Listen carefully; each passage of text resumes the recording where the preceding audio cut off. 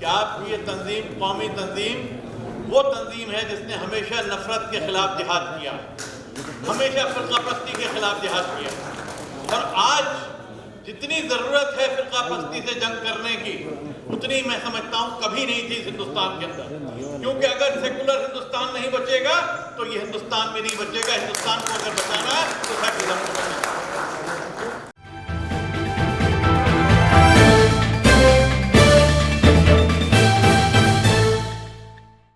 قومی تنظیم کے قومی صدر جناب طارق انور صاحب، عبد الخالق صاحب ممبر پارلیمنٹ، جمیل منظر صاحب بنگال قومی تنظیم کے، جناب پاٹھک صاحب، اور یہاں قومی تنظیم کے پورے ملک سے آئے ہوئے تمام ممبران، میں آپ لوگوں کا استقبال بھی کرتا ہوں اور آپ سے یہ کہنا چاہتا ہوں کہ آپ کی یہ تنظیم قومی تنظیم وہ تنظیم ہے جس نے ہمیشہ نفرت کے خلاف جہاد کیا، ہمیشہ فرقہ پرستی کے خلاف جہاد کیا، اور آج جتنی ضرورت ہے فرقہ پرستی سے جنگ کرنے کی اتنی میں سمجھتا ہوں کبھی نہیں تھی اس ہندوستان کے اندر، کیونکہ اگر سیکولر ہندوستان نہیں بچے گا تو یہ ہندوستان بھی نہیں بچے گا۔ ہندوستان کو اگر بچانا ہے تو سیکولر کو بچانا ہے۔ طارق صاحب نے بدترین حالات میں جب بابری مسجد شہید ہوئی ایودھیا میں، کانگریس میں رہتے ہوئے آواز اٹھائی، لڑائی لڑی، اس وقت کے پردھان منتری نرسمہا راؤ کے خلاف آواز اٹھائی، جو ٹاڈا میں ہزاروں لوگ گرفتار ہوئے تھے، ان کی رہائی کے لیے قومی تنظیم نے بڑی بڑی کانفرنسیں کی۔ طارق صاحب نے کبھی پیچھے نہیں ہٹے، اگر ضرورت پڑی اٹھ کے کھڑے ہوئے، اپنی پارٹی کے اندر بھی انہوں نے مخالفت کی، حق بات کہتے رہے، حق کا جہاد کرتے رہے، کیونکہ ہمارے دین میں بنیادی بات یہ ہے کہ جابر حکمراں کے سامنے کلمہ حق ادا کرنا سب سے بڑا جہاد ہے۔ جابر حکمراں کے سامنے کلمہ حق ادا کرنا سب سے بڑا جہاد ہے، یعنی جو ظالم ہے اس کے سامنے سچ بولنا، اور آج ظالم کون ہے آپ سب جانتے ہیں۔ آج ظالم کے سامنے ہمیں سچ بولنا ہے، اور سچ بولنے کے لیے ہمیں طاقت چاہیے، اور وہ طاقت طارق صاحب کو چاہیے، وہ طاقت قومی تنظیم کو چاہیے، اور اسی لیے آج قومی تنظیم کی جس طرح ضرورت ہے، کیونکہ قومی تنظیم ایک پل ہے، یہ کسی ایک قوم کی جماعت نہیں ہے، یہ کسی ایک فرقے کی جماعت نہیں ہے، کسی علاقے کی جماعت نہیں ہے، کسی پارٹی کی جماعت نہیں ہے، اس میں سب کا سواگت ہے، سب کا استقبال ہے، اور یہ ایک پل ہے ہندو اور مسلمان، سکھ اور عیسائی کے بیچ۔ ہمارا کام سب کو ملانا ہے، جوڑنا ہے، توڑنا نہیں۔ توڑنے والے وہ بیٹھے جو آپ کے پردیش پہ آنا چاہ رہے ہیں، قبضہ کرنا چاہ رہے ہیں۔ آپ کا پردیش بنگال جس نے ہمیشہ سیکولرزم کا جھنڈا بلند رکھا، ہم فخر سے ہمیشہ دیکھتے ہیں، ہم ہمیشہ، میں آپ کو بتاؤں کہ آج سے 50 سال پہلے 1970 میں جب میں طالب علم تھا، بی اے فرسٹ ایئر کا دلی یونیورسٹی میں، اس وقت میں پیدل چل کے آیا تھا کلکتہ میں، اور تب سے مجھے کلکتے سے محبت ہو گئی، پیار ہو گیا، کیونکہ میں نے یہاں پہ صحیح معنوں میں سیکولرزم دیکھا، سوشلزم دیکھا، بھائی چارہ دیکھا، محبت دیکھا، تہذیب دیکھی، کلچر دیکھا۔ جو تہذیب یہاں نظر آتی ہے وہ ہندوستان کے کسی حصے میں نظر نہیں آتی، جو کلچر یہاں نظر آتا ہے، جو یہاں موسیقی نظر آتی ہے۔ لوگ حیران ہوتے ہیں، میں جب ان سے کہتا ہوں کہ بھائی اگر اچھا کھانا کھانا ہے تو لکھنؤ اور دلی نہیں، کلکتہ جائیے۔ لکھنؤ والوں سے میں کہتا ہوں، کیونکہ میں اس وقت بھی جب آیا تھا 50 سال پہلے، تو میں نے صابر ہوتا تھا تو صابر میں چاندنی میں کھانا کھایا تھا، اس کے بعد پھر اور کھلے یہاں پر، تو شیراز پھر بڑا پرانا تھا، اس میں کھانے لگے، پھر پتہ لگا کہ یہاں پہ عالیہ ہے، دوسرے یہاں پر وہ رائل ہے، تو بریانی کا کمپٹیشن شروع ہو گیا، اور لوگ کہتے ہیں صاحب کلکتے کی جو بریانی ہے وہ کیا بریانی ہے؟ ہم نے کہا بھائی جا کے دیکھو، یہ واجد علی شاہ کے دین ہے، ان کا تحفہ ہے یہ بریانی، یہ لکھنؤ کے بہترین جو شیف تھے انہوں نے آ کے دیا ہے، اس میں جو آلو ہے وہ ایک ایجاد ہے، اس کو دیکھو، پرکھو، سمجھو۔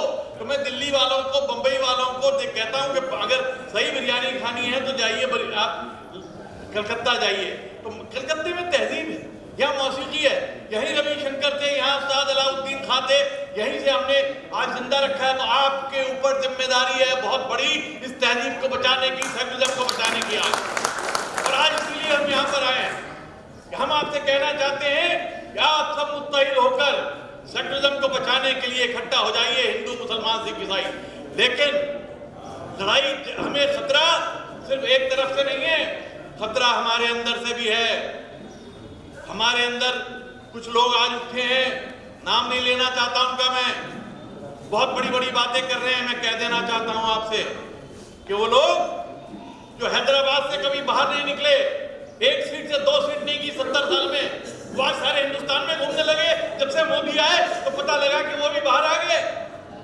اور فائدہ کس کو ملتا؟ آپ تو سمجھدار ہو، میں جانتا ہوں کہ آپ ووٹ نہیں دو گے، آپ سمجھدار ہیں، آپ ووٹ نہیں دیتے. لیکن ہوتا کیا ہے کہ ان کے بولنے سے، ان کے بھاشن سے، ان کی جو لوگ آتے ہیں اس سے ڈویژن ہو جاتا ہے، ہندو مسلمان کا ٹکراؤ ہو جاتا ہے، اور نتیجہ یہ ہوتا ہے کہ خوف میجورٹی کمیٹی میں ہو جاتا ہے. آپ سمجھدار ہو، آپ نہیں دیتے. یا کئی لوگ کہتے تھے مسلمان ووٹ چلا جائے گا، مجھے پتا ہے نہیں جائے گا. میں نے دیکھا اتر پردیش میں نہیں گیا، بہار میں بھی ایک ضلع کے علاوہ کہیں نہیں گیا، مہاراشٹر میں بھی آئے تھے، کرناٹک میں آئے تھے. پتہ ہمارے ساتھیوں کا کارپوریشن کا الیکشن نہیں جتا سکے ایک آدمی کو کرناٹک میں، برابر میں ہے آندھرا کے. لیکن ان کے آنے سے بھاجپا کو یہ فائدہ ملتا ہے کہ بھاجپا افواہ دکھاتا ہے کہ دیکھو یہ آ گئے. اور یہ جان بوجھ کے ہوتا ہے، ملی بھگت ہے، نورا کشتی ہے. یہ اس نورا کشتی سے ہوشیار رہیے گا. اور دوسری بات میں آپ سے یہ کہوں گا کہ یہ قومی تنظیم کسی ایک جماعت کی نہیں ہے، صرف کانگریس کی نہیں ہے. یہ میں تو آج کانگریس میں نہیں ہوں، لیکن میں کل بھی قومی تنظیم کے ساتھ تھا، آج بھی ہوں، آگے بھی رہوں گا. اور ہمیں ہر پارٹی کا آدمی یہاں پر چاہیے.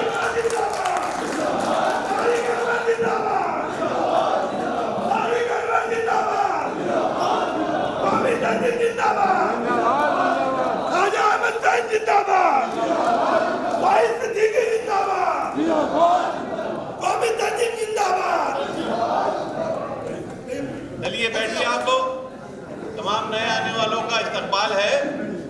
اور میں ایک بات کہہ رہا تھا آپ سے، بنیادی بات، کہ یہ قومی تنظیم ایک غیر سیاسی پلیٹ فارم ہے جس پہ ہر پارٹی کا آدمی آ سکتا ہے جو سیکولرزم کے ساتھ ہے، جو فرقہ پرستی کے خلاف ہے. جو فرقہ پرستی کے ساتھ ہے اس کی کوئی جگہ نہیں ہمارے یہاں، لیکن جو فرقہ پرستی کے خلاف ہے، جو دیش بھکتی کے ساتھ ہے، جو سیکولرزم کے ساتھ ہے، اس میں ہر آدمی کسی پارٹی کا ہو، وہ چاہے سماجوادی پارٹی میں ہے، چاہے وہ NCP میں ہے، چاہے وہ کانگریس کے اندر ہے، چاہے کہیں بھی ہے. یہ پلیٹ فارم اس لیے ہے کہ ہم پل بنائیں گے، ہم جوڑنے کا کام کریں گے سب کو. تو اس بات کو سمجھ کے چلیے کہ ہمیں سب کو ساتھ لانا ہے، سب کو جوڑنا ہے. اور ساتھ ہی میں یہ کہنا چاہتا ہوں کہ آج سب سے بڑا چیلنج ہمارے سامنے جو ہے وہ یہ ہے کہ کچھ طاقتیں ہندوستان کے اقلیتوں کو دبا دینا چاہتی ہیں، کچل دینا چاہتی ہیں. ان سے ہمیں اگر لڑنا ہے تو ہوش مندی سے لڑنا ہوگا. ہمیں جوش سے ہم نہیں لڑ سکتے ان سے. اس کے لیے ہمیں تعلیم کا راستہ اپنانا ہوگا، ہمیں اقتصادی ڈیولپمنٹ کا راستہ اپنانا ہوگا. تو میری طارق صاحب سے درخواست ہے کہ آپ ایک تعلیمی کانفرنس کریں بہت بڑی، دہلی میں یا کہیں اور، جس میں پورے ہندوستان کے جتنے ہمارے خاص طور پہ اقلیت کے ادارے ہیں، اسکول ہیں، کالج ہیں، ان سب کے ذمہ داروں کو ایک جگہ جمع کیا جائے، ان کا ایک پلیٹ فارم بنایا جائے اور اس کی ایک کوآرڈینیشن کمیٹی ہو جس کا کام ہے ایک تعلیمی انقلاب برپا کرنا. سر سید احمد خان نے ایک تعلیمی انقلاب برپا کیا تھا. آج سر سید نہیں آنے والے، آپ میں سے ہر آدمی کو سر سید بننا ہوگا. آج طارق صاحب اگر اس طرح کی کمیٹی بنا کے چلیں گے، سارے اداروں کو جوڑیں گے، ساؤتھ کے کیرلا میں تعلیم میں بہت آگے، کرناٹک میں بہت آگے، ان کی مدد سے اگر ہم بنگال میں، بہار میں، اتر پردیش میں اپنے اسکولوں کو، کالجوں کو، میڈیکل کالج، انجینئرنگ کالج، دوسرے کالج کھولیں گے، انہیں چلائیں گے، تو میں سمجھتا ہوں کہ وہ انقلاب برپا ہوگا جس کے ذریعے، جس ہتھیار کے ذریعے ہم لڑیں گے. کیونکہ ہمارا ہتھیار تلوار نہیں ہوگا، تعلیم کے ہتھیار سے ہم لڑیں گے، تعلیم کے ہتھیار سے ہم لڑیں گے. دوسری بات یہ کہ میں چاہتا ہوں، یہاں مجھے خواتین کچھ موجود ہیں، مجھے خوشی ہے، لیکن میں چاہتا ہوں کہ آدھے سے زیادہ ہمارے قومی تنظیم کی ہر میٹنگ کے اندر خواتین ہوں. کیونکہ ہماری آدھی آبادی خواتین کی ہے. بچوں کو وہ پالتی ہیں، آنے والی نسلوں کو وہ تیار کرتی ہیں. ان کو اگر ہم پیچھے رکھتے ہیں تو ہم پیچھے رہ جائیں گے. ہمیں انہیں زیادہ سے زیادہ لانا ہے. اور اس کے لیے میں طارق صاحب سے میری درخواست ہے کہ ایک خواتین کی کانفرنس کریں، ویمن کانفرنس کریں قومی تنظیم کی، اور قومی تنظیم کا ایک ویمن ونگ الگ سے بنائیں جس کا کام جو ہے ویمن کو زیادہ سے زیادہ انوالو کرنا اور آگے لانا ہو. اور تیسرے اس میں یہ کہ آج ہندوستان کی 80% آبادی نوجوانوں کی. ہم لوگ تو پرانے ہو گئے، ہم نے کر لیا جو کرنا تھا، اب ذمہ داری نوجوانوں کو اٹھانی ہے۔ اس لیے قومی تنظیم میں نئے خون کی ضرورت ہے، نئے لیڈروں کی ضرورت ہے، نئے لوگوں کی ضرورت ہے۔ اس لیے ہمیں بڑی تعداد میں نوجوانوں کو اس میں لانا ہے۔ تو میری طارق صاحب سے یہ بھی درخواست ہے کہ آل انڈیا یوتھ کانفرنس وہ کرے۔ انہوں نے 1977 میں کی تھی، سنجے گاندھی نے، طارق صاحب نے، غلام نبی آزاد صاحب نے، احمد پٹیل صاحب نے، اس وقت عارف محمد خان بھی یہاں پہ ہوتے تھے، دوسرے لوگ تھے، یوتھ کانفرنس کی تھی۔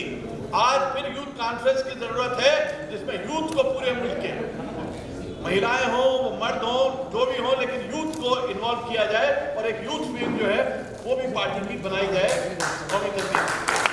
اس طرح سے یہاں کلکتے سے آغاز ہو انقلاب کا، بہت انقلاب کہتے ہیں کہ جو کلکتہ 50 سال پہلے سوچتا اور کرتا ہے، پورا ہندوستان 50 سال بعد کرتا ہے۔ تو اگر کلکتے میں ہم نے بچا لیا سیکولرزم کو، اگر یہاں بی جے پی کو ہرا دیا، اگر ان فرقہ پرستوں فاشسٹوں کو ہرا دیا، تو انشاءاللہ میں کہتا ہوں شروعات ہوگی پورے ہندوستان سے نام و نشان، پورے ہندوستان سے ان کا نام و نشان مٹا دیں گے۔ اس لیے آج ذمہ داری بنگال کے اوپر بھی ہے اور آج ذمہ داری ہمارے اوپر بھی ہے۔ اور طارق صاحب جو پھر سے پوری طاقت کے ساتھ کھڑے ہوئے ہیں، ہمیشہ سرگرم رہے۔ میں نے جیسا کہ بتایا کہ چاہے پارٹی کے اندر بھی اگر غلط ہوتا ہے تو یہ بولتے رہے، جس کی انہیں سزا بھی ملی۔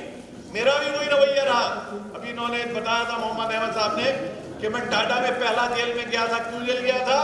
کیونکہ میں نے ارون نہرو صاحب سے ان سے ٹکر لی تھی، ان کی بات ماننے سے انکار کر دیا تھا، میں نے بکنے سے انکار کر دیا تھا، میں نے ظالم کے سامنے سر جھکانے سے انکار کر دیا تھا۔ اس کی سزا ایک بار نہیں کئی بار، میرے والد صاحب نے 170 بار جیل گئے آزاد ہندوستان میں، اور انگریز کی جیل میں 12-14 برس انگریز کی جیل میں رہے۔ کانگریسی تھے 1914 سے 1953 میں کانگریس چھوڑ دی۔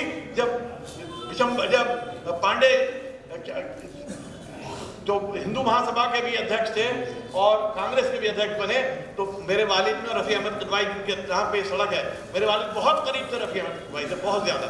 تو رفیع صاحب نے اور انہوں نے کانگریس چھوڑ دی تھی، لیکن پنڈت جی رفیع احمد قدوائی کو واپس لے گئے منا کے۔ تو انہوں نے میرے والد سے کہا کہ مولانا آپ باہر رہیے، آپ باہر سے لکھیے، ایک ڈویژن آف لیبر ہے، کام بانٹ لیا ہم نے، آپ ہمیں برا کہیے، گالی دیجیے، آپ باہر سے، ہم اندر سے کام کرائیں گے، کیونکہ جب عوام کی گالی نہیں آئے گی تو کام کرانا مشکل ہوتا ہے۔ تو میں بھی وہی کام کرتا رہا ہوں کہ اپنے قلم سے لڑائی لڑتا رہا ہوں۔ کئی بار طارق صاحب کو بھی ناراض کر دیتا ہوں، میں نے ملائم سنگھ کو بھی ناراض کر دیا، جنرل سیکرٹری رہا 9 برس، اس کانگریس کی مائنورٹی سیل کا چیئرمین رہا میں، بہوجن سماج پارٹی میں بھی رہا، اس کو بھی بنایا۔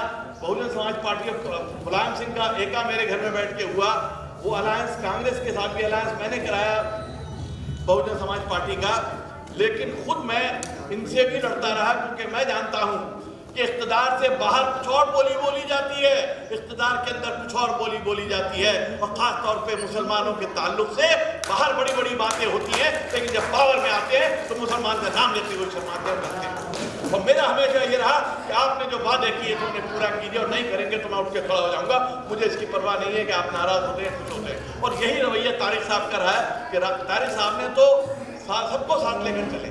طارق صاحب جیسا سیکولر لیڈر میں سمجھتا ہوں کہ ہندوستان میں بہت کم لوگ ہیں جو اتنے سیکولر ہیں جیسے طارق صاحب ہیں۔ میں اتنی باتیں آپ لوگوں سے کرنے کو بہت عرصے بعد میں آیا ہوں۔ یہاں پہ ہم نے مسلم کانفرنس کی تھی، سلطان احمد صاحب تھے، اس میں کلیم الدین شمس صاحب تھے، فاروق عبداللہ صاحب آئے تھے، غلام نبی آزاد صاحب بھی آئے تھے، پورے ہندوستان سے بڑی زبردست ہم نے کی تھی، یہاں کے کسی ہوٹل میں کی تھی، شاید ہندوستان انٹرنیشنل میں ہم نے کانفرنس کی تھی۔ لیکن اس کے بعد مجھے آج موقع مل رہا ہے آپ لوگوں سے بات کرنے کا، لیکن اب ہم آتے رہیں گے آپ کے بیچ۔ اس یقین کے ساتھ میں جا رہا ہوں، اس اعتماد کے ساتھ جا رہا ہوں کہ آپ لوگ مل کے سمجھداری سے، ہوش مندی سے، تدبیر سے، ترکیب سے اور تعمیر سے آپ یہاں پہ فرقہ پرست طاقتوں کو ختم کریں گے، اور انشاءاللہ پھر ہم دہلی میں ان کو